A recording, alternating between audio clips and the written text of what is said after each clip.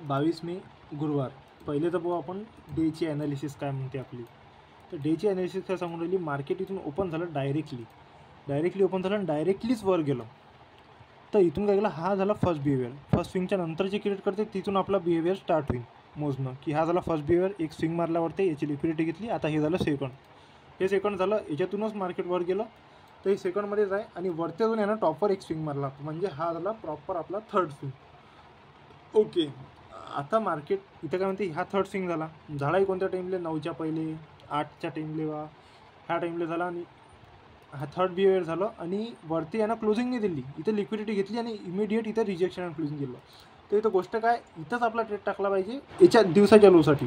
कारण की यानं ह्या स्विंगचं आणि ह्या स्विंगचं हिंदीने हे तर एक गोष्ट झालीच गॅपची, आणि 3 बिहेवियर पण कंप्लीट केले. पण लय चांगल्या जे खराबच्यातली खराब गोष्ट असते बँक लेवलसाठी त्याच्या कंडिशनमध्ये केली.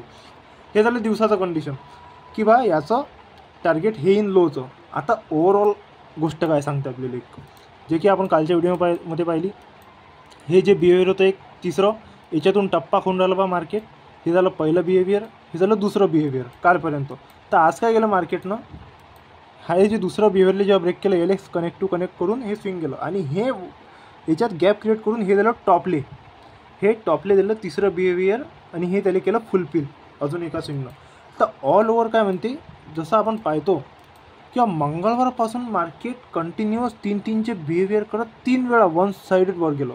आता हे कुठं ना कुठं तर हे घेईन, कुठं ना कुठं तर थोडंसं प्रिपेअर घेईन ना बाईंगले अजून जासाठी बा डीप घेईन ना. कारण की हे जे 3 स्विंग झाली, 1, 2, 3, इथेही डीपने घेतला 1, 2.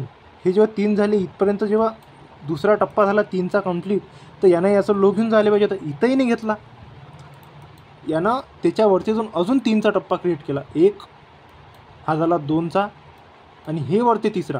तर एक आपण जर दिमाग लावू तर कुठं ना कुठं तर मार्केट थोडंसं कव्हरअप करण, कुठं ना कुठं तर लय मोठा पुलबॅक एक्सपेक्ट आहे मार्केटच्या इकडून.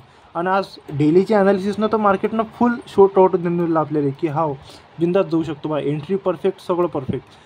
तर जिथून हे तिसरंवालं जे बिहेवियर पॅटर्न चालू केलं तर मार्केटनं, जसं की हे पहिलं दुसरं आणि हे तिसरं, तर याच्या लोचं तर आपलं हमखास टार्गेटिंग. कारण की याचा लो घेतल्याशिवाय मार्केट, आता जर आपल्याला इंडिकेशन देऊन राहिलं तर याचा लो घेतल्याशिवाय बाईंगले मोमेंट कंटिन्यू करत नाही.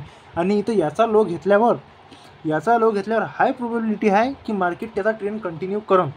कारण की मार्केट वन साईड 3चे टप्पे करून 3 बिहेवियर करत मार्केट वर गेलं. तर आपण इथं ट्रेड घेतला आणि याच्या लोचं टार्गेट लावलं. बस हाच होता आजच्या ट्रेडचा एक लॉजिक आपला 22 मेचा.